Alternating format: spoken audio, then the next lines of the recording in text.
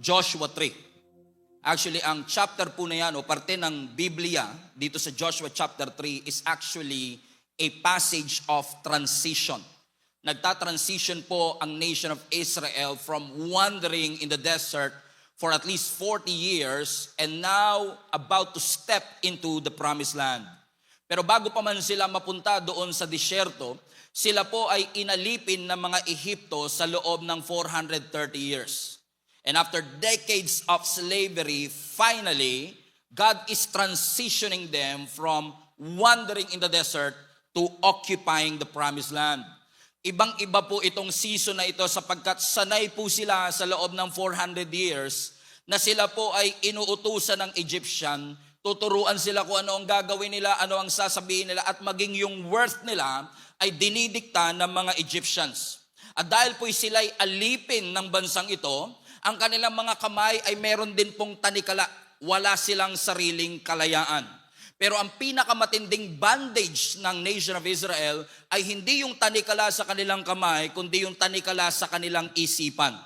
That's why nung pinalaya sila ng ating Panginoon because their groan reached the throne of God, humiling sila sa ating Panginoon, pinakinggan sila ng ating Panginoon. Ang sabi ng Biblia, imbis na dumaan sila sa shortcut, kasi magkatabi lang naman ng Egypt at Israel, pinaikot sila ng Panginoon sa wilderness, hindi dahil yun lang ang katangi-tanging ruta papunta ng Promised Land, kundi inalaw ng Lord na umikot sila para ma-unlearn nila lahat ng mindset ng Egypt na nasa kanila pa rin. Hindi porke kasi nasa labas ka na ng Egypt, yung mindset ng Egypt wala na sa'yo. At ang purpose ng Panginoon, tanggalin yung Egyptian mindset, tanggalin yung slavery mindset, kasi hindi mo madadala sa promised land yung mindset ng slave. Hindi mo ma-enjoy ang fruit ng promised land hanggat hindi mo binibitawan yung mindset ng slavery. And now, 40 years later, under the new leadership of Joshua, ang bagong henerasyon ng mga nation of Israel ay nakatayo ngayon sa edge ng Jordan River. Nasa wilderness, Jordan River, at tanaw na nila ang promised land. The promised land is already in sight. The inheritance is ahead. Pero bago nila maklaim at mapossess yung ipinangako ng Panginoon, they have to go through the Jordan River. Think about it. 40 years kayo nasa desert, 500 years na inantay yung pangakong ito because yung promise po na ito na mapupunta sa kanila ang promised land was actually given kay Abraham pa, which is 500 years ago. And from 500 years later, 40 years in the wilderness, 430 years in slavery, finally nakatayo ka, kita mo ang promised land, kailangan mo lang tumawid. Kita mo lahat ng ipinanalangin mo. Nariyan na yung sagot sa iyong mga panalangin. Finally, kitang-kita mo na ang Diyos totoo kung siya po ay mangako. Yun nga lang, after years of slavery and wilderness and waiting and wondering, for some strange supernatural reason, kung kailan baha sa Jordan River, dun sila gustong patawirin ni Lord. Kumbaga, pwede namang habang low tide, pwede namang habang summer. Pero sa dami, nakapag-antay naman na sila ng 40 years, 500 years pa nga. Ano ba naman yung mag-antay ng isa pa uling linggo bago tumawid ng promised land? And yet si Lord talaga, iba talaga mag-isip si Lord. Na kung kailan baha sa Jordan River, ang sabi ng Lord, ngayon kayo tatawid. At talagang sa dami-dami ng oras, pinili ng Lord yung isa sa pinaka-inconvenient na time para sila ay tumawid. Nararanasan nyo ba minsan yun mga kapatid, na malinaw naman yung pangako ng Lord, pero minsan nakakalito yung timing ni Lord. Matagal mong pinanalangin na ikaw ay ma-promote, nung nakuha mo yung promotion, natanggal naman yung ibang team member mo. Ang tagal mong pinag-pray na magkaroon ka ng breakthrough, pero kung kailan dumating yung breakthrough, pakiramdam mo hindi ka na-qualified. Ang tagal mong pinanalangin na magkaroon ka ng sariling trabaho, pero nung nagkaroon na nung sinagot na ng Lord ang kanyang pangako, dumadaan naman kayo sa pressure ng family. Kumbaga, kaharap mo yung promised land, pero nagtatanong ka, Lord, ba't ngayon? Lord, bakit ngayong season? Pakiramdam ko, hindi po ko handa. Dinala sila ng Panginoon sa isang inconvenient season, kung saan ang sabi ng verse 15, sa panahon na binabaha ang Jordan River. Now think about this. 500 years in waiting, 40 years in the wilderness. Siguro habang nasa wilderness sila, pinag-uusapan na nila kung ano itsura ng promised land. Pinanalangin nila. Pinangarap nila. And finally, nasabi nilang, totoo nga ang promised land. Gayunman, kung totoo ang pangako, totoo ding may baha. Totoo ang pangako ng Diyos, pero totoo din na ang path para malakaran mo yung pangako, you have to go through the flood. Kumbaga, totoo yung pangako, pero totoo rin na merong obstacle. Sino sa inyo nakakaranas po kayo ng problema? Lahat tayo dumaranas ng problema. Pero hindi ko rin alam kung bakit meron po talagang season sa buhay natin na binabaha tayo ng problema, if I say that way. I mean, lahat dumadaan sa pagsubok, lahat dumadaan sa challenge, pero minsan may mga pagkakataong parang binabaha ka ng challenge. Pero hindi porket may baha, wala na ang Diyos. The presence of the flood doesn't mean the absence of your God. So ibig sabihin, kung ikaw, kahit na sabihin mong, ang tagal kong inantay, ang tagal kong pinanalangin, ngayon ibibigay na parang pinapahirapan pa, yung baha na yan ay hindi senyales na dapat ka nang bumitaw. The flood is never meant for you to give up and to surrender. Ibig sabihin, hindi porket may baha, nagbago na isip ng Diyos. Hindi porket bumaha sa Jordan River, sinabi na ng Panginoong hindi ko na ibibigay sa inyo. In fact, yung baha na yan ay senyales na dapat magbago ang isip natin patungkol sa ating Panginoon, because pag tinignan mo ang Jordan River, imposible. Pagka tinignan mo ang Jordan River, impossible. But by the grace of God, we serve a God who is higher than any flood, higher than any walls, greater than any giants, but because with God, all things are possible. Pakisabi nga po sa inyong katabi, all things are possible. All things are possible. This was the worst possible time to cross. Sasabihin ng logic mo, magantay ka na lang kung kailan magiging manageable ang tubig. Pero ang sabi ng Panginoon, ngayon na kayo mag-step. Bakit? Kasi minsan iaalaw talaga ng Panginoon na ikaw ay mapunta sa imposibleng sitwasyon para hindi mo mapagkamalang coincidence ang isang milagro. Kasi kung makakatawid sila, kung saan kayang-kaya naman siya talagang tawirin. And many scholars, many commentaries have been saying na kung tutuusin, kaya naman talaga nilang tumawid. The spies have been there also nung time na yon.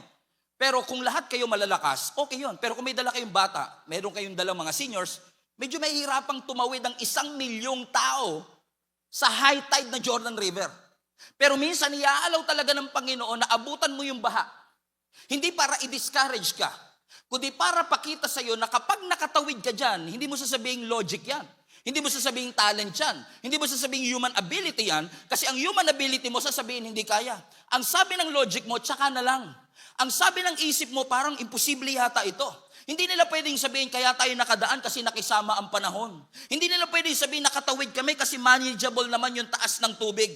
Kasi kung gugustuhin ng Diyos, hindi niya aantayin humupa muna ang baha. Because with God, your God, nothing is impossible. Amen? In fact, let's take it deeper. Do you want to take it deeper? In fact, kung babalik kami in verse 15, go back to verse 15, hindi lang siya basta baha, highlight that part, bumaha siya during the harvest. Do you see it? Amen? Yes, may baha, pero kaya siya baha kasi harvest time. Now think about this. What if matagal nilang inantay ang promised land, 40 years silang nasa wilderness, ang daming kwento ng mga espiya. Alam mo, doon sa promised land, grabe yung mga prutas doon, grabe harvest doon. Tapos dumating sila, walang harvest. Pwede nila sabihin, wala ko ba may harvest? At parang tagtuyot naman dito. Na in order for them to really confirm that God's promise is true, God brought them in harvest time. Pero, pag may harvest, ang problema, baha din yung Jordan River. Ibig sabihin, hindi pwedeng gusto mo yung harvest pero walang baha. Kung gusto mo yung harvest, lalagpasan mo yung baha. May kilala ba kayong ganyan? Gusto lang yung harvest, ayaw ng baha. Gusto yung breakthrough, ayaw yung challenge. Gustong magbuntis, pero ayaw ng morning sickness. Kung nananalangin ka, Lord, bigyan mo kami ng anak, kasama sa pagbubuntis, yung sasakit ang balakang mo. Kasama sa pagbubuntis na magkakaroon ka ng cravings, gusto ko ng manggang hilaw, pero 2.5 lang. Ano ibig sabihin? Part yun. Ibig sabihin, if I want to experience harvest, I have to go through the flood. Kung may harvest, kailangan daanan ko yung challenges. Ibig sabihin, katulad ng pagbubuntis, habang patindi ng patindi yung sakit, may dinedevelop naman ang Panginoon sa loob.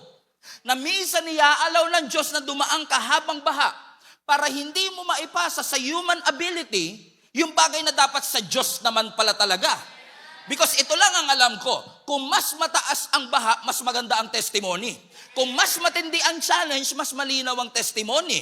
Kung sinabi ng doktor 2 months na lang and then you got cancer-free all of a sudden, that is a bigger, clearer testimony na kung logic ang papairalin, hindi kaya. Kung sarili ko lang desire, hindi kaya. But with God, all things are pakisigaw po, all things are possible.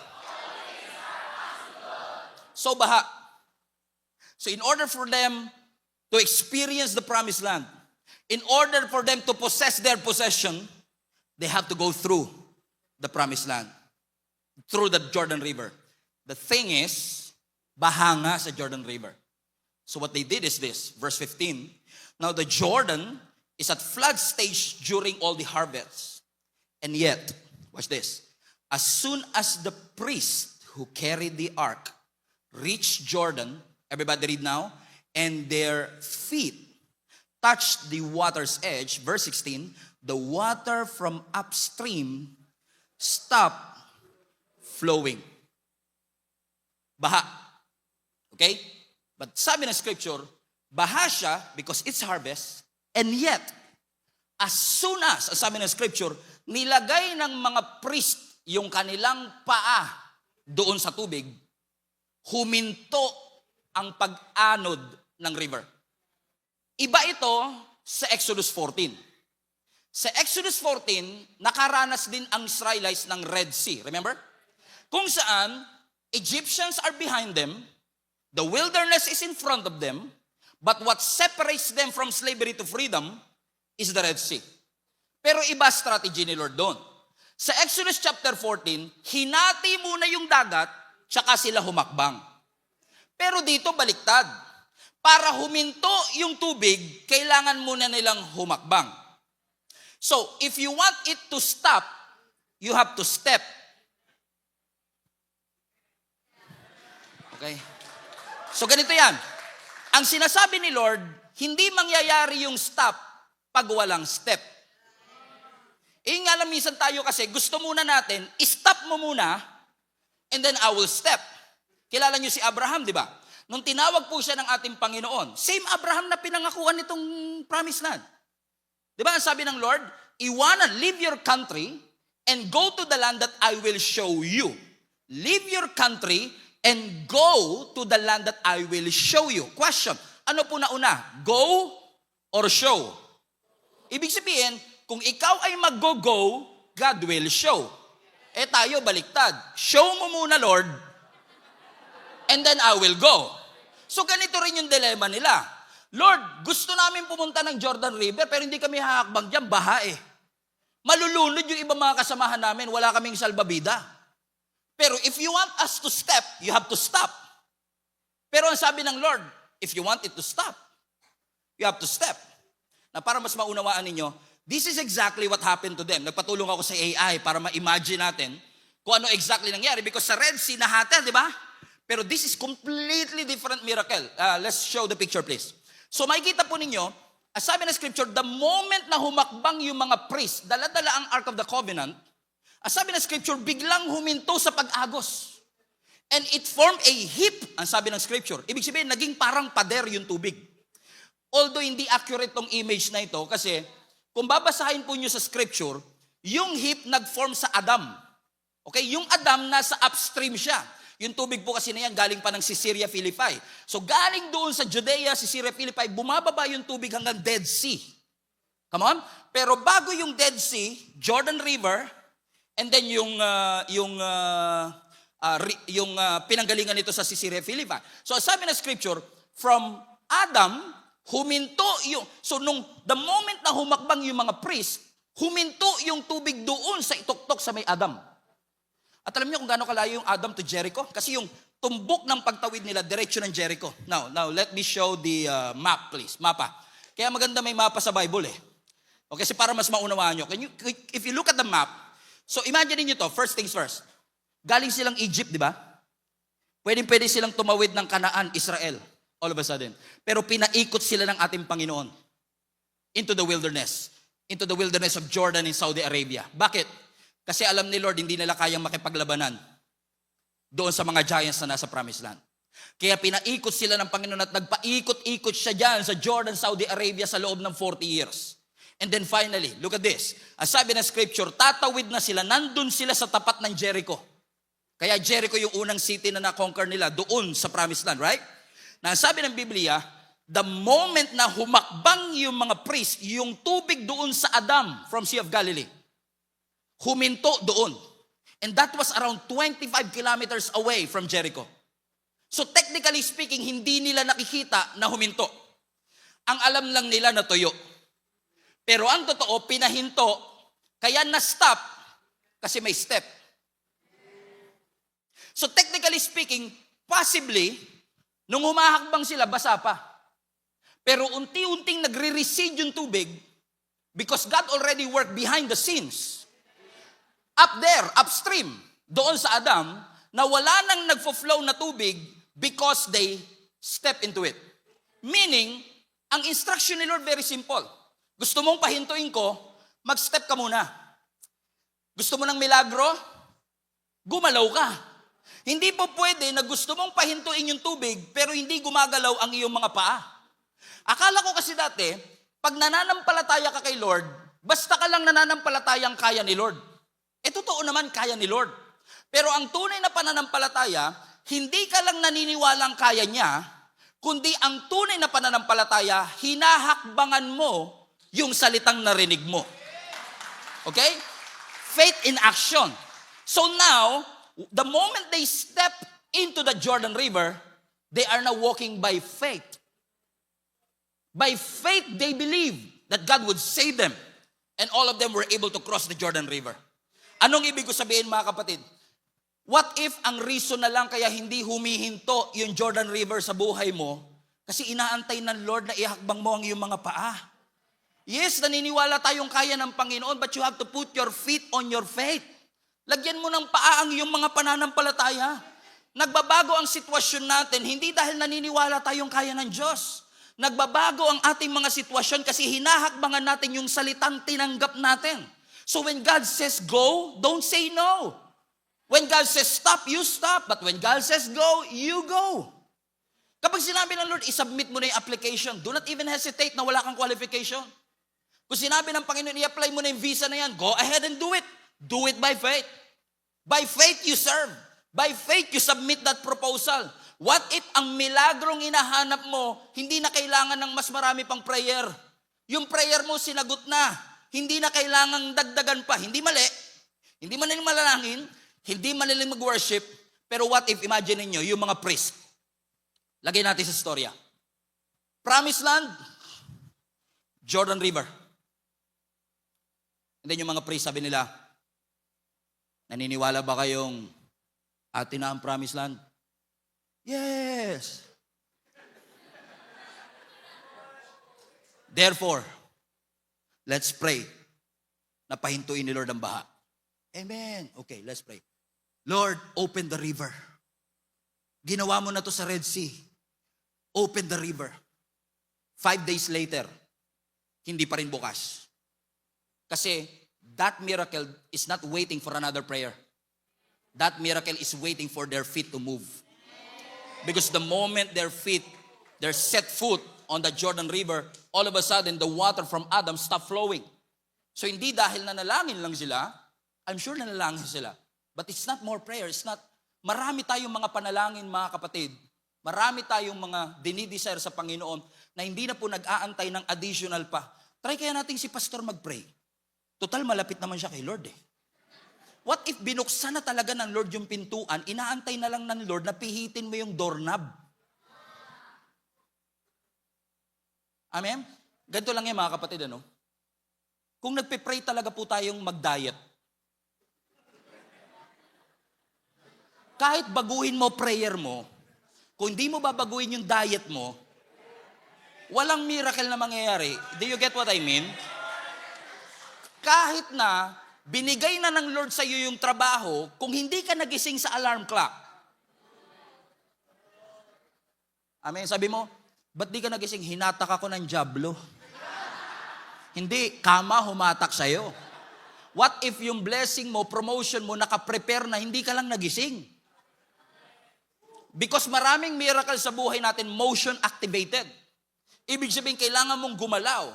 Hindi dahil yung motion mo o movement mo, you will earn that blessing and promotion, but because when you move, you position yourself to receive. Alam nyo, may wisdom po yung laging sinasabi ng mga nanay at tatay natin dati. Alam nyo yung pag tinanghali po kayo ng gising, naalala po ba ninyo yun? Diba? Pag tayo po, mga millennial, alam to eh. Now, pagka tinanghali ka ng gising noong unang panahon, medyo sisigaw na yung nanay mo. At sasabihin, alam mo, nagbuhos ang Diyos ng pagpapala. Hindi ka nakasalo kasi tulog ka. May wisdom dun eh. Kasi kahit talaga magbuhos si Lord, kung wala ka sa posisyon, hindi mo talaga siya matatanggap. Kahit gusto ng Lord ihinto yung river upstream, kung hindi mo ihahakbang ang iyong mga paa, hindi mo makikita ang miracle. Mag-aantay ka sa wala. And then pag hindi mo nakuha after 1 year, sino sisisihin mo? Bagal ni Lord kumilos. Lagi na lang kasi minsan prayer natin, Lord, kumilos ka. Lord, kumilos ka. Sabi ni Lord, ako na lang lagi kumikilos, ikaw naman ang kumilos. Sabihin mo nga sa katabi mo, kilos-kilos din pag may time. Pwede silang magpatawag ng overnight prayer pero hindi po nila ginawa. Bakit? Kasi yung miracle nila nag-aantay ng kanilang mga paa. Amen? Pero after all, what made them step in the first place? Kasi madali sabihin yan, Pastor, nahakbangan ko, mag-apply ako, isubmit ko, gawin ko. Di ba? Manampalataya ako. Pero ang problema, I don't have the courage to do it. Wala akong confidence to do it. I receive a word, alam kong God is leading me, alam kong it's from the Lord, alam kong God opened the door, but I don't have the courage to do it. Pastor, ano ang aking gagawin? Now question, bakit ba ang lakas ng loob ng nation of Israel in the first place?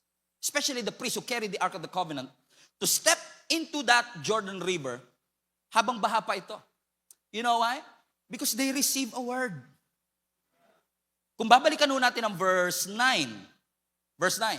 Ang sabi ng scripture, Joshua said to the Israelites, everybody read, come here and listen to the words of the Lord your God. So ginadra niya ang nation of Israel, makinig kayo, ito sinasabi ni Lord. So ibig sabihin, kaya nila nahakbangan sa verse 15, kasi may pinanghawakan silang word sa verse 9.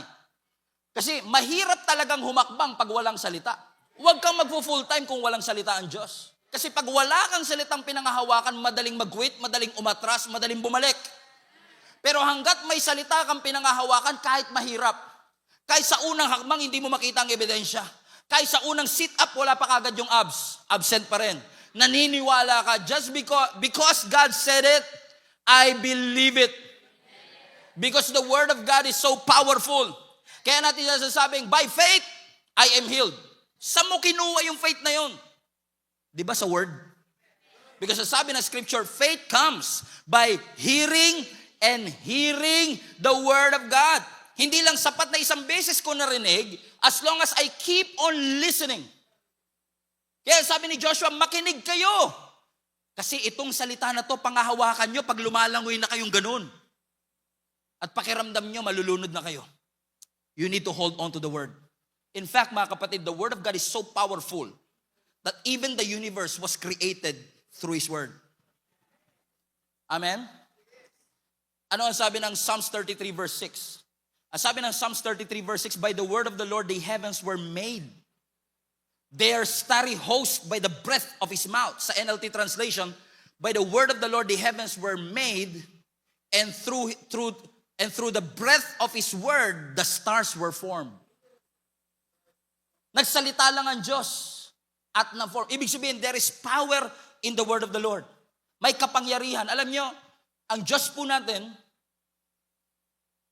is so powerful that He doesn't need anything to create something. It's just pure word. Naalala niyo po sa Genesis 1 verse 1. Sabi ng Genesis 1:1, in the beginning, God created the heavens and the earth. And the earth was without form and void. And darkness filled the earth. And then God said, let there be light. And there was light.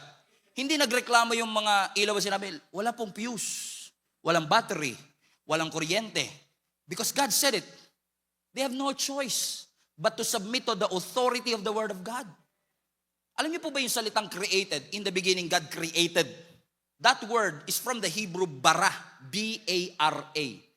Parang sa lababo nyo. May bara. Okay? Ang ibig sabihin ng bara, ability to create something out of nothing. That's why yung salitang bara, hindi mo pwedeng i-apply sa atin. I created this, I created that. Hindi bara yon.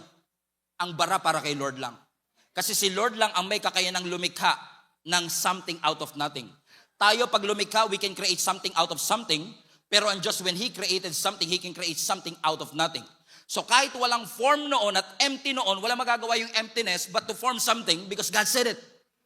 At dahil sinabi ng Panginoon, kahit emptiness, nalito sila eh. Empty kami. Hindi, form kayo. Because God said, let there be light. Bakit? May kapangyarihan ng salita ng ating Panginoon. Amen? Ibig ko sabihin, mahihirapan talaga tayong humakbang. To walk into the impossible if we don't hold on to the word that we have received. I'm serving the Lord for 26 years and the very thing that I hold on to is the fact that God called me and I heard the word. Hindi po madaling maglingkod sa Panginoon. Alam ng lahat yan.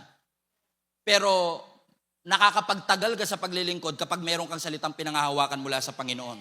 Kasi ang tao may opinion patungkol sa iyo, ang tao may masasabi patungkol sa iyo, pero hanggat nakakapit ka sa salita ng ating Panginoon, marirealize mo na itong salita na to ang magbibigay sa iyo ng endurance para mapagtagumpayan ang lahat ng mga pagsubok na iyong pagdaraanan. So if the heavens were created because of God's word, that by His word, just because He spoke, lahat ng bagay, He spoke the universe literally into existence. The moment He spoke, the stars were born. Ibig sabihin ng creation, ang heavens hindi likha ng tao. Hindi boses, galing, abilidad ng tao. Salita ng Diyos. At dahil powerful ang salita ng Diyos, yan din ang ninanakaw ni Satan sa puso natin para ma-discourage tayo humakbang. Maraming tao nadi-discourage, natatakot, nagdududang humakbang. Kasi narinig nilang nagsalita ang Diyos, pero nakalimutan na nila nung nandun na sila. Alam niyo ko bakit? Kasi ninakaw na ng kaaway yung salitang natanggap mula sa ating Panginoon. Fasten your seatbelt. Papunta na tayo sa exciting part. Akala niyo po ba, si Satan is just after your joy? Joy is a fruit. Word is the root. So, he is not after the fruit. He's after the root. So, kung iniisip mo na yung joy kinukuha ni Satan, what if ang kinukuha niya talaga yung word na nasa puso mo na nagpo-produce kaya ka may joy? Do you think that Satan is just after your peace? Ninanakawan ka ng kapayapaan ni Satan? No. It's the word that you believe in your heart na ninanakaw niya kaya ka nawawalan ng peace. So every time maa-anxious ka, every time matatakot ka, madalas tanong natin, ba't ako natatakot? Ang magandang tanong, ano yung mga salitang dating pinaniwalaan ko na nakalimutan ko na ngayon? Kaya nagpo-produce ito ng takot. Ano yung salitang ninakaw ng kaaway sa puso ko? Kaya ngayon wala akong mapanghawakan sa gitna ng kalungkutan. Kasi kung nandun pa rin yung salita, kahit malungkot, you will hold on to the truth of God's word, that He is close to the brokenhearted. That if you cast all your cares upon Him, He cares for you. That when you come to the Lord, even though you are tired, come to me all of you who are heavy laden and I will give you rest. So kahit pagod ka, when you remind yourself of that word, dahil may pinangahawakan ka, nananatili yung peace. So kapag nawala yung word, nawawala yung peace. So if the word stays, the peace stays. If the word stays, that courage stays. If the word stays, the fear loses its grip. That's why si Satan ang unang inaatake niya, yung salitang na-receive mo. Balik tayo sa Genesis. Genesis chapter 3. Yung ahas, lumapit kay Eva. Kung meron man pong similarity. Ano ang sabi ng ahas kay Eva? Did God really say? Ang unang inaatake ni Satan, yung salita. Gusto ni Satan magduda ka sa salita. Kasi the moment na nagduda ka sa salita, mawawalan ka ng courage na humakbang. Kasi madi-discourage ka. Discourage na wala yung courage. Nawawala yung courage mong humakbang kasi nadi-discourage ka kasi yung word na tinanggap mo, kinuha ng kaaway. He will make you believe na hindi naman totoo yan. Remember Jesus Christ, for example. Si Jesus Christ po, He was baptized on the same river, Jordan. Remember in Matthew chapter 3, habang binabaptize po ang ating Panginoong Hesus, ang sabi ng Biblia, pag-ahon ng ating Panginoong Hesus, bumukas ang kalangitan, bumaba ang kalapate that signifies the Holy Spirit. And then the Father spoke. What a beautiful moment. The Father, the Son, and the Holy Spirit. What a beautiful moment. And then, ang sabi ng Biblia, out loud, publicly, nagsalita ang Ama, referring to Jesus Christ. This is my beloved Son, in whom I am well pleased. Klaro. Ibig sabihin, in-affirm ng Ama, si Jesus ang beloved Son. One chapter later, isang chapter lang. Pagdating ng Matthew chapter 4, habang nasa wilderness ang ating Panginoong Hesus at nagpa-fasting ng 40 days. Remember? Kinausap siya ng demonyo. Sa Matthew chapter 3, ang sabi ng Ama, this is my beloved Son. Sa Matthew chapter 4, if you are the Son of God. Gusto ni Satan magduda ka sa word. Amen? Kaya si Satan, hindi uyan takot pag nagsisimba ka. Hindi yan takot. Kasi pag nagsimba ka, tapos paglabas mo, nakaka-inspire, no? Grabe yung word. Na-inspire ako. Hindi takot si Satan dahil na-inspire ka. Lumabas ka, motivated. Ay, nararamdaman nyo ba minsan yung pag nagsimba kayo? Yung paglabas mo, may mga jablo ba dyan? Hindi kayo? Diba? Parang sobrang confident ka eh. Kasi grabe. Diba? Alam niyo ibig ko sabihin, dati ikaw yung lumalayo sa jablo, pero pagkatapos mo magsimba, asa kayo mga jablo. Li kayo. Ikaw nag-ahamon kasi talagang motivated ka ng word. Pero Satan is not threatened when you're motivated or inspired. Threatened si Satan pag nakatanggap ka ng salita na pangahawakan mo. Kasi pag yung word na yun nanatili sa puso mo at nag-ugat, lalago. Pag lumago, magkakaroon ka ng courage to walk into the impossible. Amen? Kaya minsan, pagpunta mo sa church, topic natin, Romans 5. God loves you. Pinatawad ka na ng Diyos. Salamat po. Nasa CR ka pa lang. Sabi ni Satan, pinatawad ka ba talaga? Ikaw naman, o nga no, pinatawad na nga ba ako? Nagtaka ka din eh. Kasi hindi nahahayaan ni Satan makauwi ka ng bahay. Hindi nahahayaan ni Satan umabot pa ng second week kasi ayaw niyang mag-root yung word. So gagawin niya na nakawin niya na kagad, umpisa pa lang. Umati ka ng service, tinatawag ka ng Diyos. Thank you po. Salamat po sa pagtawag mo. Paglabas mo, tinatawag ka ba talaga?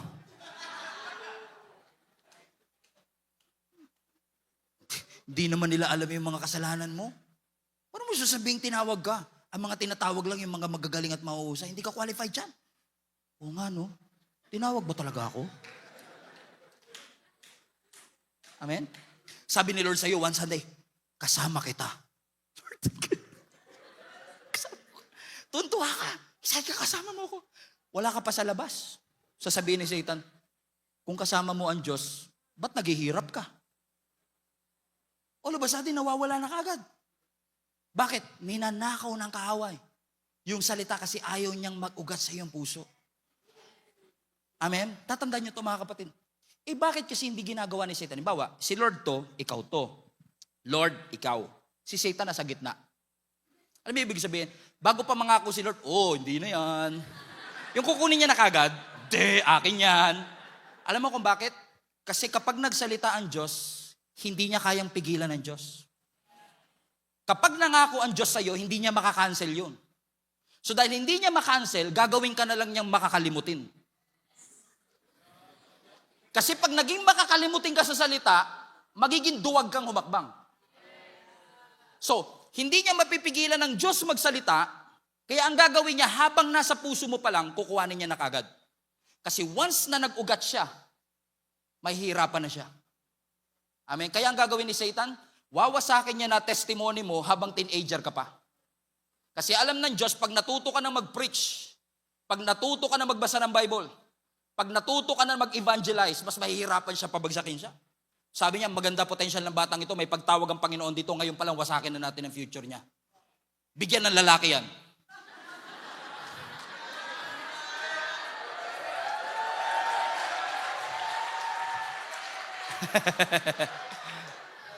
Amen? That's why, church, hold on to the word. Panghawakan mo. Do you remember a parable of Jesus Christ? Parable of the sower. Mark chapter 4. Let's go to Mark chapter 4 verse 15, I guess. Okay, Mark chapter 4, ang sabi ng Bible, the farmer sows the word. Basa, some people are like seed along the path where the word is sown. Watch this, highlight this part. As soon as they hear it, Satan comes and takes away the word that was sown into them. So hindi na inaantay ni Satan tumagal. The moment narinig mo siya, boom, akin na yan. Mali yan. Hindi totoo. Bakit ayaw niya mag-take root? If you continue reading in verse 16, sabi ng verse 16, others, yung iba naman, parang seed na punta sa batuhan. Narinig, at once, tinanggap na may joy.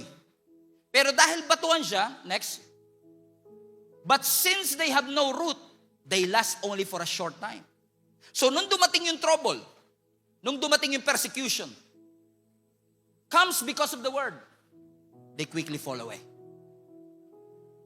Kasi alam ni Satan, magro-root yan, yung word na yan, magro-root sa kanyang puso. Kaya ngayon pa lang, nakawin mo na siya. Alam mo kapatid, hindi na nakawin ni Satan yung salita kung wala yang halaga.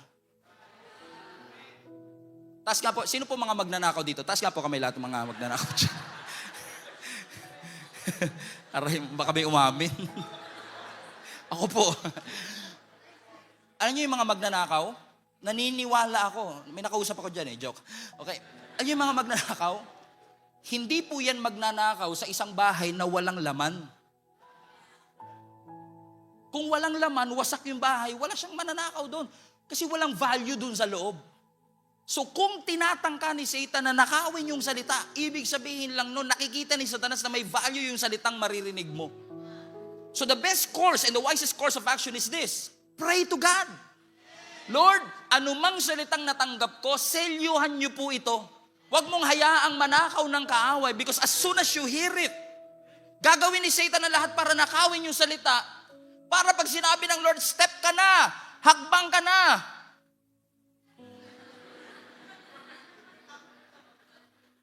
Naalala niyo po si Peter, right? Habang binabagyo ang mga disipulo, nakita nila si Jesus naglalakad sa ibabaw ng tubig. Napagkamalan pa nilang multo. Sabi nila, multo! Isa lang ginawa, isa lang natakot pa. Multo daw, isa lang. Dapat mulwan. Multo! Mul-3 pag tatlo eh. Okay, mul-3. Multo. Imagine niyo 12 lalaki takot. Multo. Pero ang sabi ng Biblia, sumagot si Jesus, don't be afraid. It is I am the eye of the storm. Sabi ng Biblia, si Peter sabi niya, Lord, kung talagang ikaw yan, hayaan mo kong humakbang at maglakad sa ibabaw ng tubig. Sabi ni Jesus, one word, come. Kung logic ang papairalin, bigyan ko lang kayo ng context ha. Si Peter, fisherman. Kung meron mang nakakaalam sa lahat ng 12 disciples, siya ang may pinaka nakakaalam na imposibleng makalakad ka sa ibabaw ng tubig. Pero paano mo mapapahakbang yung fisherman at maglalakad sa ibabaw ng tubig? May salita eh. At yun yung salita, come. Kung ako kasi yun, di ba sabi ni Lord, come.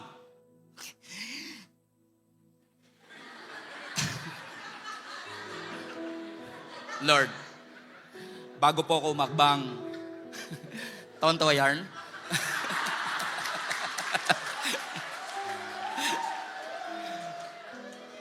Bago ako makbang, Lord, mangako ka muna na pag nalunod ako, sasagipin mo ako. Lord, pwede bang pumirma ka ng promissory note na kung ano man mangyari sa akin, sagot mo ako, Lord, ha? Then, susunod ako. Marami kasi sa ating gusto muna ng assurance bago humakbang. Pero kaya mo bang mananampalataya to walk by faith? And say, Lord, this is not logical. Fisherman ako of all people. Kung si Luke pa yan, baka mapaniwala eh. Doktor siya eh. Pero ako mangingisda po ako. And yet, alam kong it defies all my logical know-how. But I have a word. And I hold on to the word. At dahil salita mo, pinangahawakan ko, Panginoon, I will step anyway. Haakbang ako, Panginoon. Hindi dahil sabi ng logic ko, okay, hindi dahil I have enough savings to follow, no. I will say yes because you told me to come. I will step because you told us that promised land is ours. At dahil may salita ako, Panginoon, na pinangahawakan, willing po kong i-take ang risk. Natawanan ako, pagdudahan ako, dahil sa mata ng tao parang imposible. Pero with God, all things are possible. With God, all things are possible. It doesn't make sense now, but you will hold on unto it. The situation may not confirm it, but hold on to the word. It doesn't make sense right now, but hold on to the word. Panghawakan mo. Bakit kailangan humawak? Kasi may pagyanig na darating. May mga shaking na darating. Pero pagkatapos ng lahat ng shaking, ang matitira, hindi yung mga taong marami narinig. Ang matitira pagkatapos ng pagyanig, yung mga taong kumapit sa salita. Kasi alam nila, the world will fail, but His word will not. Kukupas ang lahat, lilipas ang lahat, pero ang salita ng Diyos ay hindi. So let me tell you this, hindi yung mga priest ang nagpahinto sa tubig.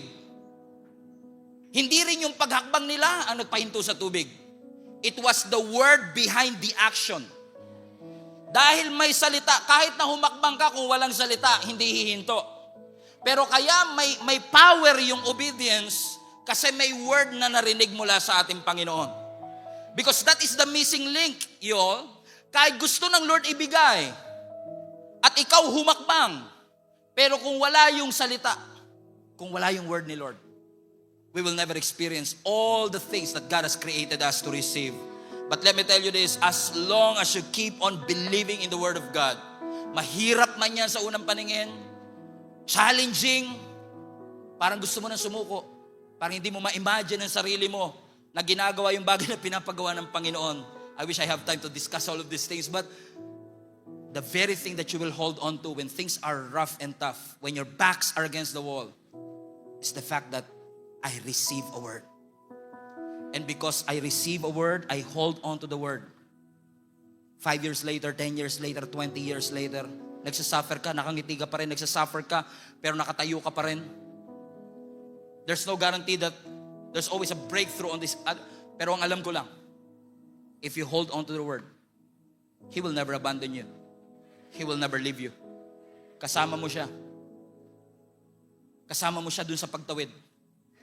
Tanong sabi ng Biblia, pagkatawid nila, all 1 million of them tumawid sa Jordan River. And they made it to the promised land. 500-year-old promise. 430 years slavery. 40 years in the wilderness. Finally, we're here. Not because we're good. Not because the priest stepped into the Jordan River, but because we listened to Him. Kung ako, papakinggan ko sarili ko, papahupain ko muna yung baha, mas madaling tumawid. Pero the fact na nakatawid sila ngayon is a miracle. Hindi mo pwedeng sabihin logic yan. Hindi mo pwedeng sabihin. Sino sa inyo gusto nyo makatanggap ng blessing mula sa ating Panginoon? And sometimes, in our desperation, na makahanap at makareceive ng wisdom, ipinapanalangin natin sa Panginoon, Lord, bigyan mo ako ng wisdom.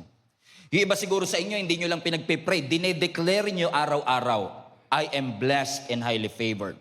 Pero yung iba, grabe, nilevel up pa. Hindi lang nila pinagpipray, hindi lang nila dinedeclare, minsan ipinagfa-fasting pa nila. Kasi gusto talaga nilang makamit yung matagal na nilang ipinapanalangin sa Panginoon. Pero habang ako po ay tumatagal sa pagiging Kristiyano, nare-realize ko rin po ang malinaw na sinasabi ng Biblia sa atin na ang mga pagpapala ay hindi binibigay ng Diyos ng random. Ibig sabihin, kung ang Diyos ay magbibigay sa atin ng pagpapala, usually yung mga blessing na ibinibigay ng Lord ay response. Either sa obedience, either sa faithfulness, or either sa pagmamahal natin sa ating Panginoon. Bakit po? Naniniwala ako that God will never give us something that He will intend for us to waste. Meaning, kung sasayangin lang natin at gugustuhin lang ng Lord na sayangin natin, hindi na yan ibibigay ng Panginoon sa atin in the first place. Kasi hindi lahat ng pinagpala ay nananatiling pinagpapala pa rin. Magkaiba po kasi yung skill requirement ng pagkuha ng blessing at pagpapanatili ng blessing. And I've seen this happen many times. Being your pastor for more than 12 years, napakarami naman talagang taong nakatanggap ng pabor. Napakaraming tao nakatanggap ng pagpapala. Marami rin akong kakilala na nakatanggap talaga ng super duper daming blessing sa kanilang mga buhay. Talagang increase at level up ang nangyari sa kanilang mga buhay. Pero nakakalungkot man, nakatanggap ng pagpapala, pero ilang taon ang dumaan, yung pagpapalang natanggap, biglang nawala. Yung relationship na binigay, hindi nagtuloy. Yung kapayapaang ibinigay, hindi na natili sa puso. At yung momentum na sanang dala ng pagpapala, ay hindi nagkaroon ng epekto sa kanyang buhay. Madalas kasi humihingi tayo ng pagpapala sa ating Panginoon, wala namang masama, pero maganda rin yatang maging desire ng puso natin, hindi lang, Lord, pagpalain mo ako, kundi, Lord, kung pagpapalain mo ko, gusto kong tumagal yung pagpapala sa aking mga kamay. Kaya napakahalaga ng wisdom, hindi lang ng blessing. Sabi nga po natin last Sunday, wisdom is the foundation of everything. Balikan natin ang Proverbs 4:7, review lang tayo. Ang sabi ng Proverbs chapter 4 verse 7, wisdom is the principal thing. Reshith. Nang ibig sabihin ng reshith, foundation. Ang wisdom daw po, o ang karunungan, ang foundation ng lahat ng bagay, at dahil siya ang foundation ng lahat ng bagay, in all you're getting, get wisdom. Pursue wisdom. Are you still with me? Now, napapansin niyo mga kapatid na hindi po sinabi ng Bible na money is the principal thing. Hindi sinabi ng Bible na money ang foundation ng lahat ng bagay. Hindi sinabi ng Bible na favor ang foundation. Hindi sinabing influence ang foundation. Malinaw na malinaw sa Biblia. Wisdom is the foundation of everything. Ibig sabihin, bago yung increase, wisdom ang mas mahalaga. Bago ang influence, wisdom ang mas importante. Kasi ang wisdom, hindi lang siya isa sa mga blessing, kundi ang wisdom, ang foundation na nagdadala sa lahat ng blessing. Okay, nag-guess nyo ba yung sinasabi ko? Let me repeat for you. Let me slow down a little bit para mas maunawaan ninyo. Ang wisdom, hindi lang siya basta regalo na binibigay ng Diyos bilang blessing. In fact, ang wisdom ay foundation na nagdadala ng lahat ng blessing. Ibig sabihin, yung yaman tsaka wisdom, hindi magkapareho yan ng kategory. Ang sinasabi ng scripture, yung riches, yung yaman, yung financial freedom, magandang i-desire, pero wisdom is the foundation of everything. Kasi kung meron kang yaman pero walang wisdom, yung yaman dadaan lang. Pero if you have the wisdom, kahit walang yaman, yung yaman mamamagnet. Because you have, come on, are you with me? Everybody say, wisdom is the foundation of everything. Amen? Kaya po, naalala nyo last week, last Sunday, pinag-usapan po natin ang buhay ni Solomon. Ang kinikilala po na isa sa pinakamatalinong tao na nabuhay dito sa mundo, except of course kung ikukumpara mo kay Jesus. Pero saan nagsimula ang karunungan ni Solomon? Now, kung hindi po ninyo kilala si Solomon po ay anak ni David. Si David, hari. At si David po ay naghari sa bansang Israel sa loob ng 40 taon. Pero after reigning for 40 years, David died. Namatay po si David. Pero he died with a fruitful life. Pero after ng kamatayan ni David, ang pumalit po sa trono si Solomon. At habang si Solomon ay na-establish sa kanyang pagiging hari, alam niyo sa sobrang gratitude nitong si Solomon sa Panginoon, na binigyan siya ng Panginoon ng pagkakataong mamuno sa bansa ng Diyos. Alam niyo sabi ng Biblia, naghandog si Solomon ng 1,000 burnt offerings to God. Now think about what I just said. 1,000. For context, 1 is enough. Pero yung isa lang enough na, pero nagbigay pa si Solomon ng 1,000, ibig sabihin, he was generous with his offering to God. He was so grateful sa influence na ipinagkaloob ng Lord, to the point na sabi niya, Lord, hindi sapat ang isa. Gusto ko 1,000.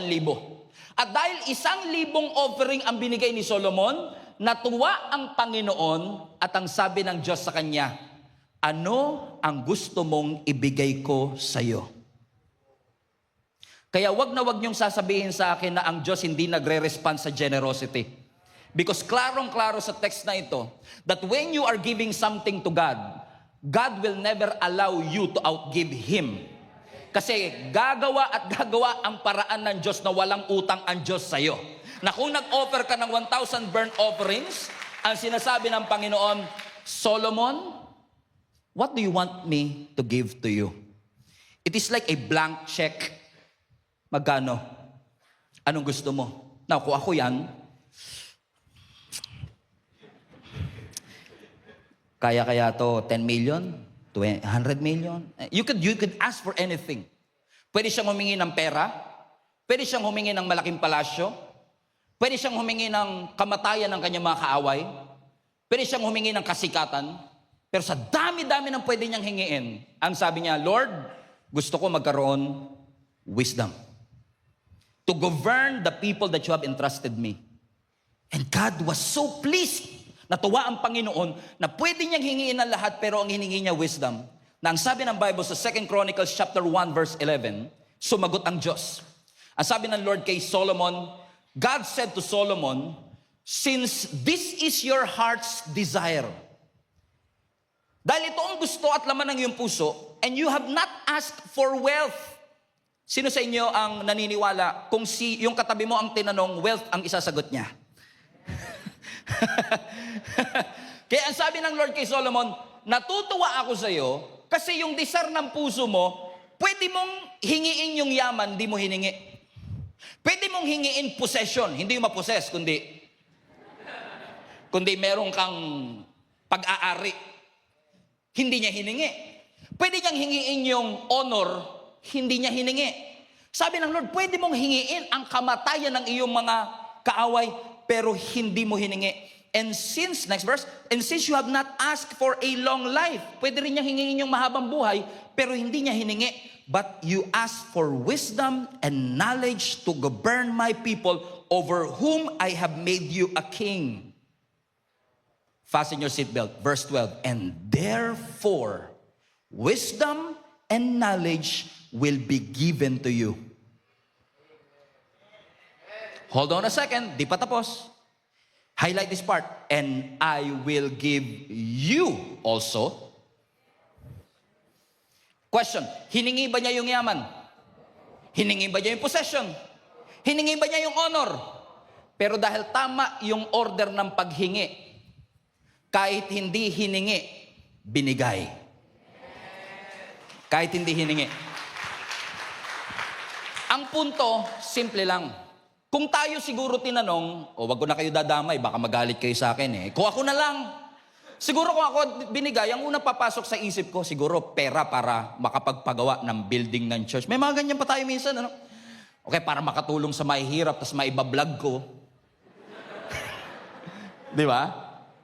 Pero ang sabi ng Lord, pwede kang humingi ng lahat ng bagay, pero dahil hindi mo yun hiningi, kahit na hindi mo hiningi yung wealth, dahil hiningi mo yung wisdom, I will also give it to you. Ibig sabihin, when Solomon asked for wisdom, God also gave to him what he did not ask for. Now we understand our text today. Because ang sabi ng text natin sa Proverbs 3:13, blessed are those who find wisdom. So kung mapansin nyo, yung wisdom, hindi siya blessing itself, kundi pinagpala ang mga taong may wisdom. Now, tignan niyo uli yung verse. Hindi po sinabi ng Bible, pinagpala ang mayayaman. Hindi sinabi ng Bible, pinagpala ang maraming koneksyon. Hindi, ang sabi ng Bible, pinagpala ang merong wisdom. Ibig sabihin, people who has wisdom is blessed. Bago pa dumating yung pera, bago pa dumating yung promotion, bago pa dumating yung material things, kapag meron ka na ng wisdom, blessed ka na kagad. Paano yun nangyari? Talon tayo sa verse 15. Sabi ng verse 15, she is more precious, she referring to wisdom, so wisdom is more precious than rubies. Everybody read now. And nothing you desire, highlight that part, can compare with wisdom. Meaning, you could ask for anything. Pwede kang humingi ng kahit anong bagay. Pero ang ginagaranti ng Bible, kahit anong i-desire ng puso mo, hindi yan higit sa wisdom. Ibig sabihin, gaano mang kalaki ang desire ng puso mo, lahat ng desire inferior sa wisdom. Hindi niya pwedeng lagpasan ang wisdom. Are you still with me, mga kapatid? Ibig sabihin, wala kang pwedeng hingiin sa mundo na mas mataas pa sa karunungan. This is what the Bible is saying to us. Meaning, wala tayo pwedeng i-desire. Bagong opportunity, breakthrough, bagong relationship, mas maraming pera, promotion sa trabaho. Nothing that you can desire na pwedeng mas higit pa sa wisdom. Why? Because you cannot compare it with wisdom. Okay, hindi niyo ako maunawaan. Bakit? Kasi everybody say desire. Kasi pag nagdi-desire ka ng isang bagay, like nagdi-desire ka ng malaking bahay, usually ang desire natin is all about what we want. Kaya desire Pero ang wisdom iba.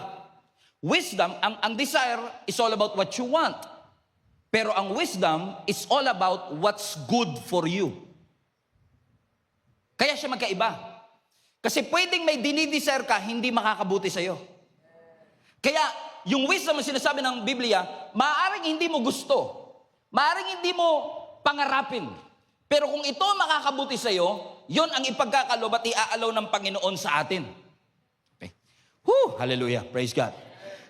Amen. Bakit? Kasi pwedeng ikaw yung klase ng Kristiyano na napakaraming potensyal. Grabe pagtawag ng Panginoon. Pero kapag wala yung wisdom, yung potential mananatiling potential.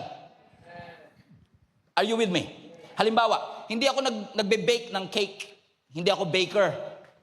Mahilig lang ako bumili sa bakery. Pero hindi ako baker. Pero alam ko, pag nagluluto, nagbe-bake ka ng cake, kailangan mo ng harina. Kailangan mo ng asukal. Kailangan mo ng butter.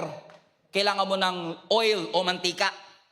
Pero kahit na mamahalin ang ingredients, kung hindi mo alam mag-bake, yung mantika mananatiling mantika.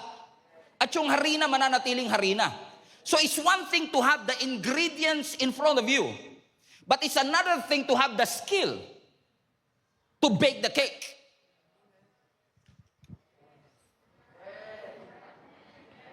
At iba pa yung marunong lang sa magaling. Kasi ang sabi na, pagka nagtanong kayo sa mga baker, nagtanong-tanong ako, maraming mga sikat na baker dito sa church natin, nagtanong-tanong ako.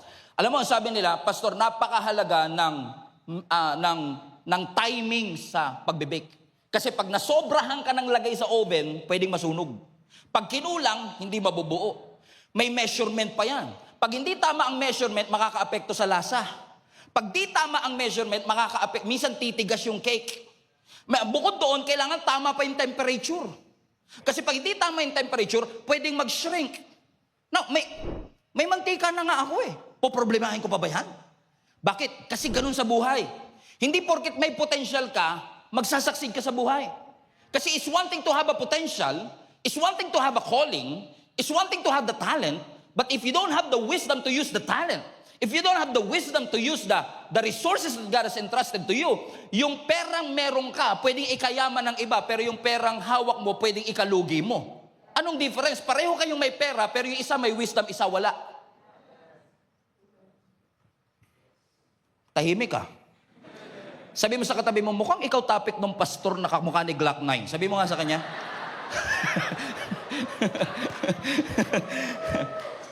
Amen? Kaya napakahalaga ng wisdom. And so today, I want to jump in.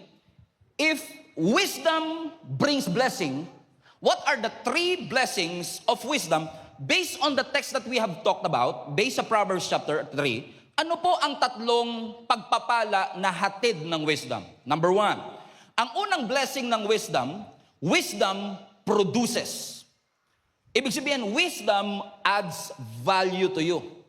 Kapag may wisdom ka, may nadadagdag na magandang bagay sa buhay mo. Ano ang sabi ng Proverbs 3 verse 13? Balikan natin yung text. Blessed are those who find wisdom. Sino po nakakaalala last Sunday ng Hebrew word for wisdom? Yung mga nasa unahan sana, kaso volunteer din to eh. Yung hindi volunteer. Hokma. Diba? Ang sabi ng Hebrew word ng wisdom is hokma. So sinasabi dito, blessed is the one who find hokma. Now, ano ang ibig sabihin ng hokma? Yung hokma, last Sunday, is the ability of a person to live inside God's will. It is ability of the person to live within God's design. So ang sabi ng Biblia, pinagpala ang mga taong may abilidad na mamuhay sa design ng Diyos. So ibig sabihin, ang wisdom hindi siya IQ. Ang wisdom hindi siya street smart. Ang wisdom hindi siya information. Ang wisdom hindi siya education. Ang wisdom, abilidad mong mamuhay sa kalooban ng ating Panginoon. Now, sabi ng Bible ulit, pinagpala ang may wisdom and those who gain understanding. Ano ang blessing na meron sa wisdom? Number 1, she is more profitable. Highlight that part. Tignan niyo yung mga words sa ito More profitable than silver and yields better returns than gold. Now, sabi nila, ang taas daw ng ginto ngayon. Ayaw pa magpahalata ng katabi mo, maraming alahas yan. Oo, kasi mahal daw ang ginto today. Pero ito interesting. Mahal daw ang ginto, pero ang sabi ng Bible, yung wisdom, mas matindi ang balik kumpara sa ginto. It better returns than gold. She is more precious than rubies, and nothing you can desire can compete with her. Long life is in her right hand, and in her left hand, riches and honor. Now, look at this phrase. Profitable. Better returns. Riches. Di ba yan yung language ng investment? Pag nag-i-invest ka, yan yung mga language na ginagamit ng investment. This investment is profitable, meaning kikita ka. This investment will bring better returns. Yayaman ka rito sa stock na to. Yayaman ka dito sa Bitcoin na to. Kung mapapansin nyo, yung mga salita na yan, madalas may kinalaman saan? Sa investment. Ibig sabihin, kung meron kang wisdom, wisdom compounds. Wisdom is productive. In essence, sa kultura at lengguwahe natin, if you invest in wisdom, the wisdom will outshine the market of our generation. Bakit? Ang pera mawawala, ang ginto pwedeng nakawin, pero ang wisdom, bibigyan ka niya ng kakayanang magdesisyon ng tama. Tuturuan ka ng wisdom para mag-progress. Bibigyan ka ng wisdom ng paraan paano ka magtatagumpay sa iyong buhay. Yes, ang wisdom, pipigilan kang gawin ng mali. Pero ang wisdom, tuturuan ka rin niya kung ano yung tamang gawin. So ibig sabihin, ini-imply ng verse sa atin na ang wisdom may balik. Ang wisdom may balik. That's why we need to pursue wisdom, kasi may binibigay ang wisdom. Hindi niyo ako maintindihan ha. Sino rito walang pera? Taas kamay. Biglang nagising ha. Usapang pera yan. Mukhang ikayayaman ko to ngayon ha. Di ba tayo? O, malamang yung katabi mo, mayaman yan. Hindi lang nagsasalita. No? Para na lang sa mga hikaho sa buhay. Di ba pagka tayo usually, no, pag walang-wala ka, lalapit ka sa Panginoon, sabi mo, Lord, pengi naman pong pera. Okay, Lord, gamitin niyo yung katabi ko para mag-abot man lang ng magaspang sa kamay ko, na paghiwalay namin mamaya, makakuha man lang ako ng konting salapi sa kanya. Di ba? Parang syempre gusto mo. Now, nakikinig ka na ng preaching, umaating ka na ng Gia Kamanaba, so sabi mo, narinig ko si pastor, sabi niya, basahin daw natin ang Biblia kasi ang Biblia magbibigay sa atin ng wisdom para tayo ay magkaroon ng riches and honor. And totoo, babasahin mo yung Bible, at kung ikaw ay may digital Bible, meaning may search yung Bible mo, di magsisearch ka ngayon ng money. Ano kaya ang sinasabi ng Panginoon patungkol sa pera? Money, money, money. Show me the money. Comprende? Now, di nag-search ka. 2 minutes, nakakuha ka ng hundreds of results. Binasa mo. The Lord will provide all your needs according to His riches in glory. Wow. Grabe pala si Lord, nagpo-provide siya. Dahil binasa mo siya, now you know. Now you have the knowledge. Now may knowledge ka na. Pero hindi porket may knowledge ka na, enough na yun. Kasi nabasa mo sa Bible, narinig mo sa iba, you know it. You have the knowledge. Pero the next thing that you would ask, now I know, but Lord, I need understanding to apply what I have learned.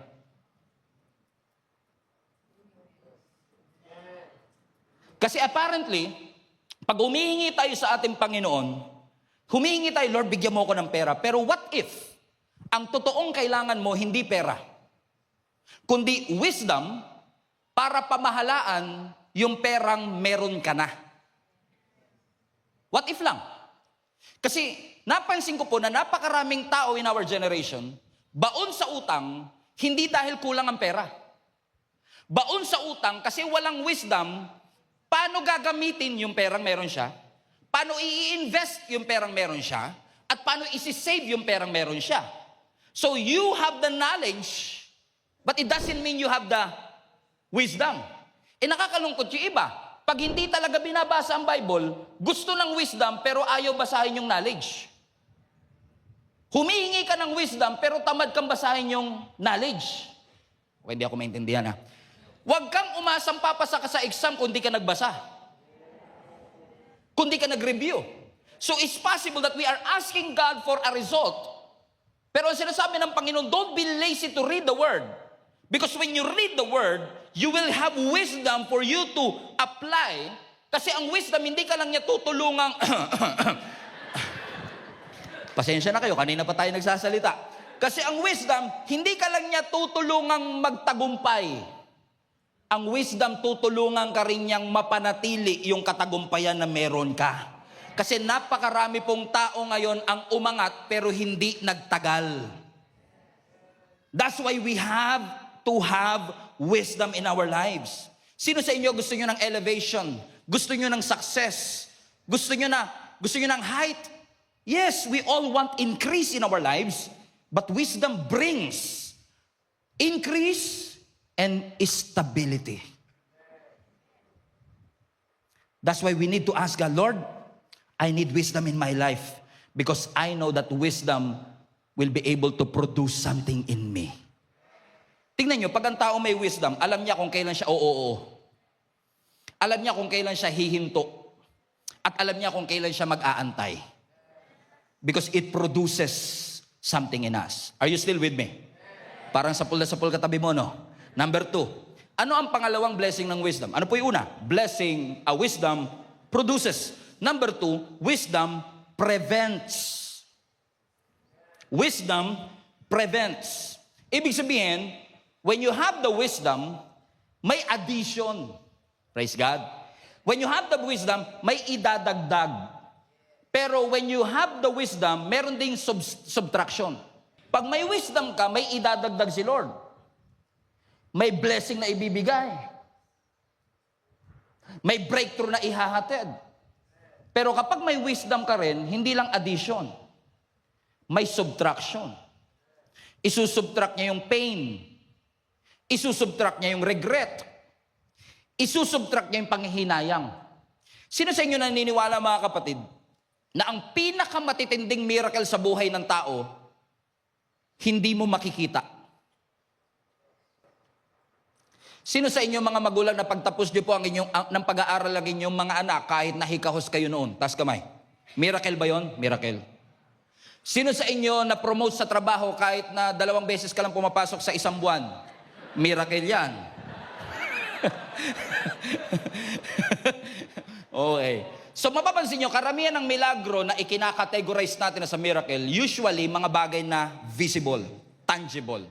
Pero I believe also that the greatest miracle in our lives are not those who are visible, but those who are invisible.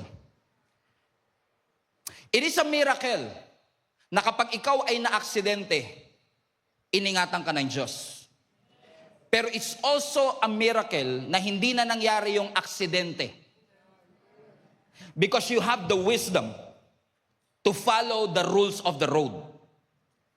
Magandang wisdom ay magandang blessing na, sino sa inyo grateful? Ang Diyos sukdulan ng biyaya. Napakarumi mo pero pinatawad ka ng Diyos.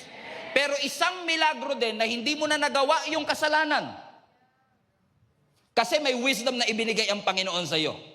So, salamat Lord sa kapatawaran, pero salamat din na hindi mo na ako kailangang patawarin kasi hindi ko na siya nagawa. Sino sa inyo ang grateful sa mga blessing ng relationship? Umabot kayo ng 5 days. Okay, 5 years. Tumagal ang relationship. Pero isa ring malaking pagpapala na yung relationship hindi na kailangang dumaan sa hirap. At kayo na talaga ang naging magkasama habang buhay. Ibig sabihin, yes, ang wisdom nagdadagdag. Pero ang wisdom, nagbabawas din ng panganib. Nagbabawas ng aksidente. Nagbabawas ng iyak, nagbabawas ng sakit. Ibig sabihin, may inihahatid ang wisdom sa atin, hindi lang dagdag ng dagdag, kundi yung bagay na hindi mo na mararanasan because you have the wisdom to navigate this life. Are you with me? Amen? So let's go to the verse again. Ang sabi ng verse 16, long life is in her right hand, and in her left, riches and honor. Look at the verse. Ano gusto niyo? Kanan, kaliwa? Parang doon ako sa kanan, pastor Ay parang gusto ko yung riches. Papansin niyo, sabi ng Bible, long life is in the right hand. Riches and honor is on the left. Sino sa inyo gusto niyo riches and honor? Of course. Plastic naman ito. Of course we want to. Come on now. Kunwari yung, gusto ko long life. Of course we want riches and honor, correct? Pero hindi ba kayo nagtataka kung bakit right ang long life at left ang riches and honor? Sa Bible, mapapansin nyo yan, na sa Bible, pag kanan, hindi lang kanang kamay, basta everything that is right hand, kanan, always speaks about authority, priority. So sabi ng Biblia, when you have the wisdom, long life is the priority.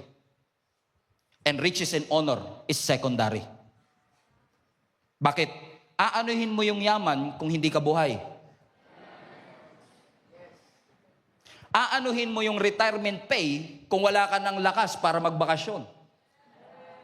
So it's not just, when we say long life, hindi lang yan pahabaan ng buhay. When we say long life, it's not just 95 years old. Kasi pwedeng 95 years old ka nga, pero 75 pa lang gusto mo nang mawala. Kasi baliwala ang haba ng buhay kung miserable buhay mo. So it's not just about how long you will live, but the quality of your life while you live.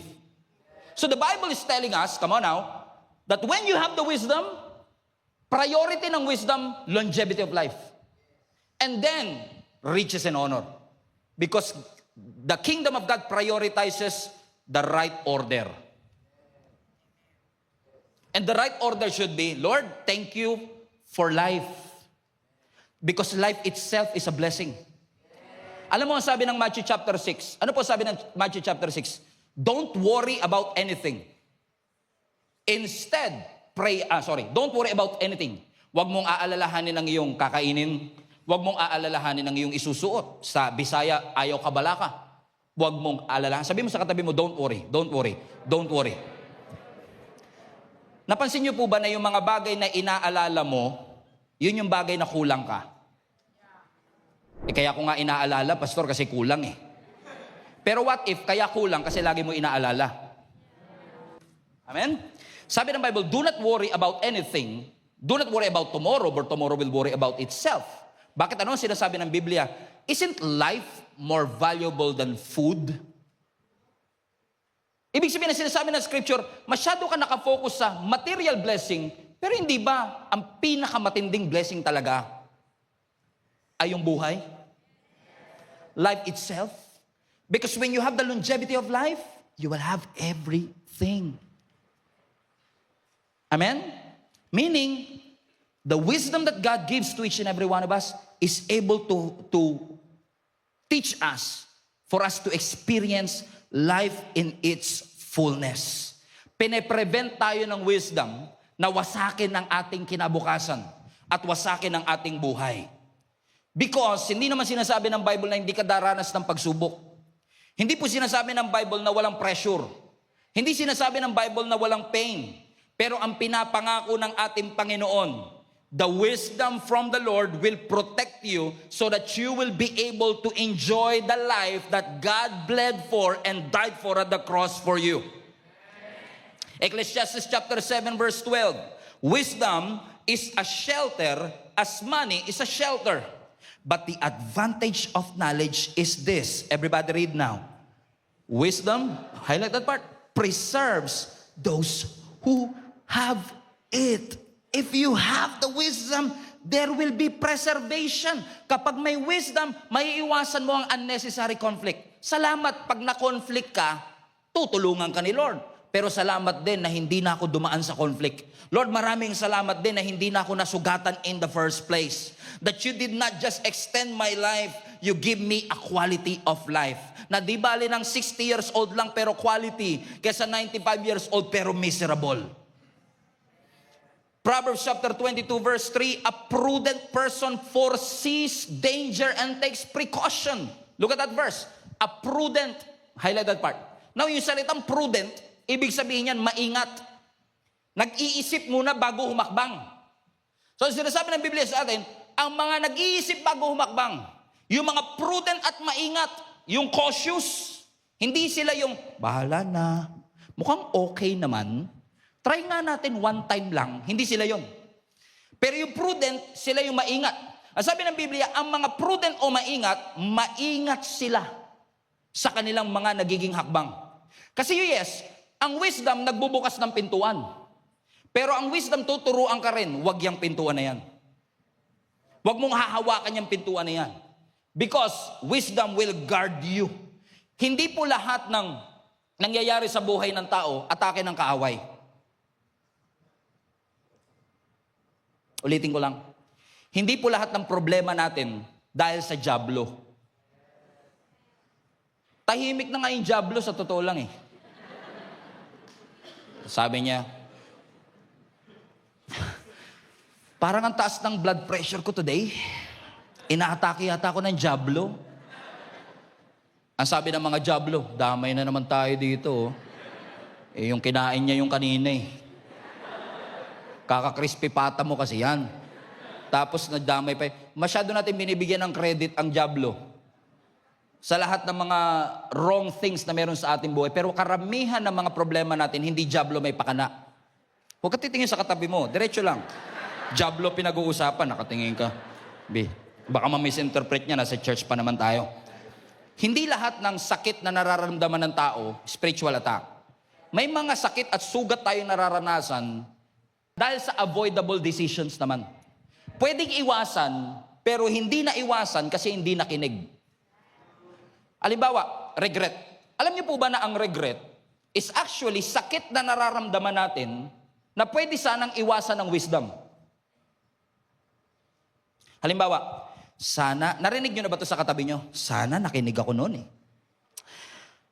Alam ko naman dati yun, pero mahal ko kasi.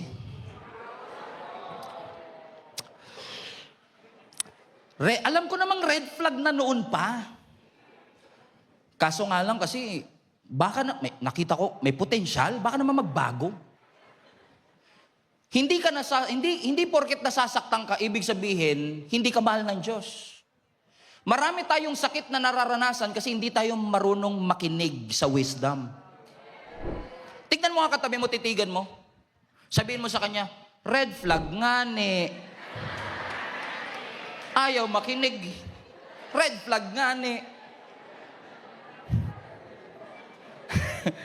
Bakit? Ang pera, it can add to you.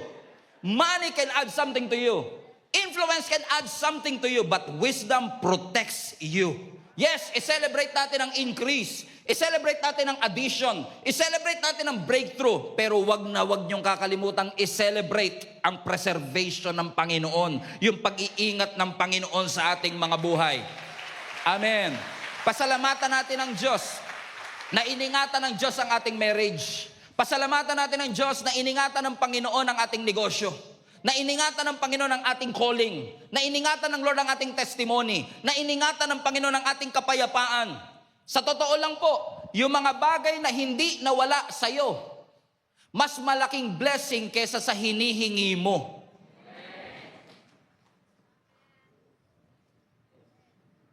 Mas malaking blessing minsan yung bagay na hindi nawala sa'yo, kesa yung mga bagay na pinagpe-pray mo.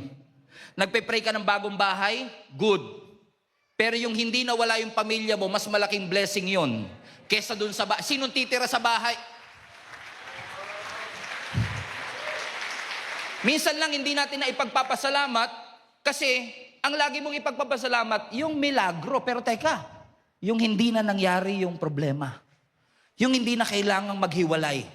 Yung hindi na kailangang malugi. Yung hindi na kailangang matanggal sa trabaho. Wisdom teaches you before a mistake. Before. Kasi pag after na yung wisdom, alaalala nyo last week, pay now, pay later. Pag una pa lang, wisdom yun. Pero pagkatapos na, sakit na yun. Minsan na nagtuturo na sa'yo, wag dyan, masakit dyan eh. Pag nasaktan ka na, ano sasabihin mo? Ayoko nang ulitin. Pero ang wisdom, wag mo nang pasukin. Wag mo nang simulan. God wants to prevent you from doing a mistake that you will regret for the rest of your life. Is this helping anybody right now? Nakakatulong ba to? Sabihin mo sa katabi mo, mukhang ikaw talaga yung topic ni Glock 9 today. Number 3, and I will close with this. Wisdom produces. Wisdom what? Wisdom prevents. And number 3, wisdom predicts. Wisdom predicts. Verse 17. Her ways are pleasant ways, and all her paths, highlight that part, are peace. Now that's interesting because sabi ng Biblia, ang path o daan ng wisdom ay maghahatid ng kapayapaan. Alam niyo po ba yung salitang path, lagi po yung referring to a destination, referring to a direction. Pag nababanggit yung salitang daan, usually ang ibig sabihin yan, journey, pattern, habits, direction.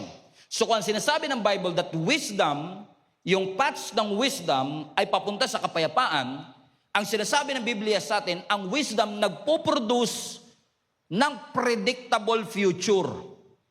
Kasi, through wisdom, hindi pa nangyayari na pipredict mo na base sa pattern niya today. Okay? Kumbaga parang, hindi ako manghuhula, pero kung titignan ko yung pattern mo today, eto ending niyan. Wala nang nag-i-amen ah. Kinakabahan sila eh. Mukhang ako ang susunod dito ah. Walang tumataba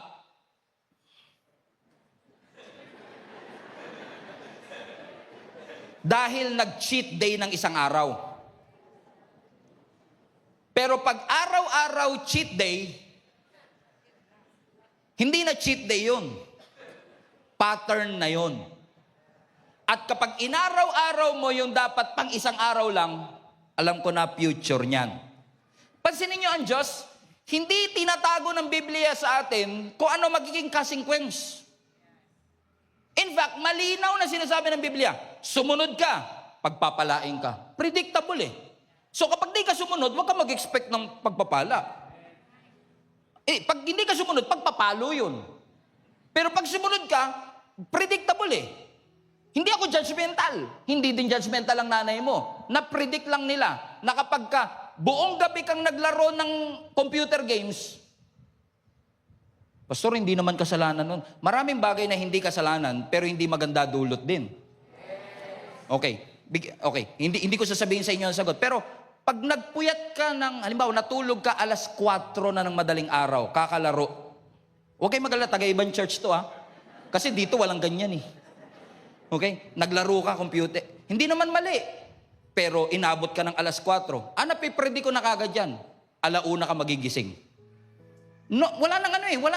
Kasi napipredict mo siya based on his habits. Amen po ba mga kapatid?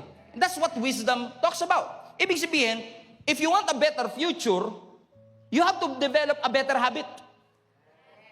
Because you cannot bring your 2025 habits into your 2026 goals. Kung gusto mong mangyari yung 2026 goals, you have to leave your 2025 habits and level up so that your 2026 habits, 2025 habits will be in line with 2026 goals. Bakit? Ang wisdom prediction may predictable. Kasi ang oras, neutral yan eh. Depende kung paano natin gagamitin. Halimbawa, pag minadali mo, malamang ending niyan, regret. Pag sinisikreto mo, anong sabi natin madala? Walang lihim na hindi nabubunyag. So, ang dulo ng lihim, bunyag. Hala. Ayaw mo magpa-accountable, ayaw mo magpa-correct, ayaw mo may nagagabay sa'yo, ayaw mo may sumasaway sa'yo. Feeling mo, nanay mo, kalaban mo. Feeling mo, tatay mo, kalaban mo. Feeling mo, kumari mo, kalaban mo. Kasi kinurek ka. Pag walang accountability, ano ending? Bagsak, failure. Hindi sila judgmental, nape-predict lang based on our pattern. Shinortcut mo, malamang mawawala. Naunawaan niyo yung sinasabi ko? Halimbawa, nasa kalsada ka, may nakita kang isang kotse, ang bilis, diretso sa'yo. Now, hindi ito ang tamang pagkakataon para magtanong, ba't kaya ang bilis niya? Siguro nakatulog to. Siguro lasing to. Hindi yun ang tamang panahon para magtanong ka. Kasi napipredict ko na. Base sa direksyon yan. Bulalo ka, sinasabi ko sa iyo. Bulalo ka talaga dyan. Pipit ka dyan. This is the right time for you to what? What's the best choice? Get out of the way. Then ask after. So mapapansin nyo, predictable ang future. Hindi ka mo kailangan maging manghuhula. You just have to watch the habits. So let me ask you a question as a friend, as your pastor. Is that habit that you have will help you achieve your goals? If not, then change something. Sabi nga natin last Sunday, hindi magbabago ang buhay natin kung hindi natin babaguhin ang desisyon natin. Desisyon nga ni. Amen? we need to have decision. Ano sabi ng Proverbs 14 verse 8? The wisdom of the prudent is to give thought to their ways. So ask yourself, saan ang dulo ng pattern na ito? Sino-sino yung ganito ang ginawa before? Paano sila natapos? Hindi ko na inaantay kung ano ang consequences. Pinag-aaralan ko na kagad yung pattern. Kasi ang sabi na ng Biblia sa Proverbs chapter 4 verse 12, there is a way that appears to be right. But in the end, it leads to death. It appears right. It feels right. It sounds right. Pero sa wisdom, it asks the question, it feels right, it sounds right, it appears right, but is this thing in accordance to the will of God? Hindi lang pakiramdam ko, tama to. Hindi. Naka-align ba to sa kalooban ng Diyos? That's what wisdom taught you. Parang pag pinakinggan ko, tama. Teka lang. Pag pinakinggan mo, tama. Pero ito bang bagay na ito, attractive lang, pero hindi siya pasok sa kalooban ng Panginoon. Because the Bible is very clear. Blessed are those who find wisdom. And today, as we put an exclamation point to this mini-series that we had. Is this message blessed you, mga kapatid? Napagpala ho ba kayo, mga kapatid? Now, the goal of this message is not for me to say, kaya kayo, global family, mas maging matalino kayo. Our goal is not to be smart. Because at the end of the day, I know that wisdom is more than just a lesson that we need to hear. Wisdom is somebody that you need to encounter. Because the Bible says in Matthew chapter 12, verse 42, this was Jesus Christ speaking.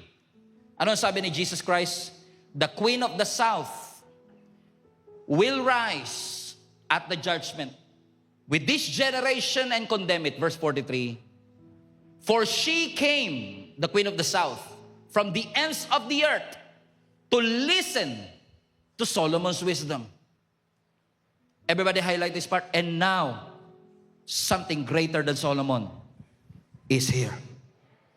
Now, for context, yung sinasabi dito ni Jesus na Queen of the South was actually from the Chronicles, kung saan this was referring to a queen na ang tawag ay queen siya sa Sheba. She was actually the queen of Sheba. Yung Sheba ngayon ay present-day Yemen. Now, itong queen of Yemen, ang sabi ng Biblia, ang sabi ng history, napakayaman. Kaya nga, ma-Yemen. Okay? So, itong queen of Sheba, na Yemen, napaka-Yemen, she had the influence, and she was the queen after all. Queen na hindi na kailangan mag-travel. Pero ang sabi ng Biblia, nung narinig ng Queen of Sheba, yung wisdom ni Solomon, because Solomon became famous because of the wisdom that he had, to the point, ang sabi ng Biblia, itong Queen of Sheba was so curious, hindi lang sa wisdom ni Solomon, kundi yung pinanggagalingan ng wisdom ni Solomon. Kasi alam ng Queen of Sheba, narinig niya, na itong wisdom ni Solomon galing daw sa Diyos. At alam niyo ginawa ng Queen of Yemen? She traveled 1,500 miles, almost 3,000 kilometers, walang tren, walang eroplano, just to meet Solomon and listen to his wisdom. Now let's go back to the verse. Ang sabi ng Matthew 12:42, itong Queen of Sheba, pumunta siya to the ends of the earth to listen to the Queen of Sheba at to Solomon. But right now, something greater than Solomon is here. Ano ang sinasabi ng Biblia sa atin? Ang sinasabi ni Lord sa atin, kung yung Queen of Yemen nga, nag-travel ng 1,500 miles para lang ma-encounter yung wisdom, ngayon, hindi nyo na kailangan mag-travel. Because ang sabi ni Jesus Christ, wisdom that is greater than Solomon is here. Who is that? Who is that? Jesus. So ang wisdom, hindi lang basta concept. Wisdom is a person of our Lord Jesus Christ. So ibig sabihin, wisdom now is not saying kailangan mas maging matalino kayo, kailangan mas maging maganda. Yes, kasama yon. Pero saan mo kukunin yung wisdom na yon? That wisdom came from a person of Jesus Christ. Ibig sabihin, when you encounter the Lord, when you submit yourself to the Lord, when you walk with the Lord, you are walking with wisdom. Kaya pala, ang mga tao na lumalakad at nagsasubmit ng kanilang buhay kay Jesus ay lumalakad ng may karunungan. Now, listen to this, church. Notice, no, hindi sinabi ng Bible na something wiser than Solomon is here. Hindi sinabi. Hindi sinasabi ni Jesus, mas matalino ako dyan. Hindi insecure si Jesus. Pero ang sinasabi niya, something greater is here. Because wisdom is not just a concept anymore. You're looking for wisdom? I am. Wisdom is the principal thing. Jesus is the principal thing. Jesus is the foundation of everything. Jesus is the source of everything. Now, sa mundo, kung kailangan ko ma-promote, kailangan ko magpasikat sa boss ko. Pero when you have Jesus as your wisdom, ang sinasabi ni Jesus, magpatawad ka, huwag ka na gumante. Tamo, ayun yung Hindi wise yan, pastor. Hindi wise sa mundo. Pero yun ang wisdom na tinuturo ni Jesus. Ang tinuturo ng mundo, huwag kang papayag na ganyan lang ganti mo. Kailangan higit ka. Sabi ng Lord, vengeance is mine. Forgive. Ang sabi ng Lord, gusto mo maging great? Humble yourself. It is an upside down kingdom. Because of our Lord Jesus Christ, He taught us today, posible pa lang, ina-admire ko si Jesus, lumalakad ako kasama si Jesus, pero namimiss ko ang ating Panginoong Jesus. Because you know what? When Jesus was talking about Matthew 12:42, He was referring to the Pharisees. Balik mo yung verse, anak. He was talking to the Pharisees. Pharisees na marunong. Pharisees na edukado. Kasi posibleng kilala mo si Jesus, nirerespeto mo si Jesus, nakikipagdebate ka pa, at ipinagtatanggol mo si Jesus, pero hindi mo na-encounter si Jesus. Kasi ang tunay na wisdom is not just respecting Jesus or admiring Jesus. Hindi na natin pinag-uusapan dito, kilala mo ba si Jesus? Opo, pastor. Nire-respeto mo ba si Jesus? Opo, pastor. Hinahangaan mo ba si Jesus? Opo, pastor. Ang magandang tanong, nagpapasakop ka ba kay Jesus? Kasi if you follow the Lord, you will encounter wisdom.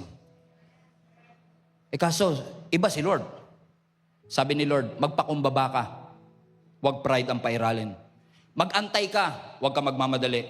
Sumunod ka, kahit na matindi ang kailangan mong bayaran.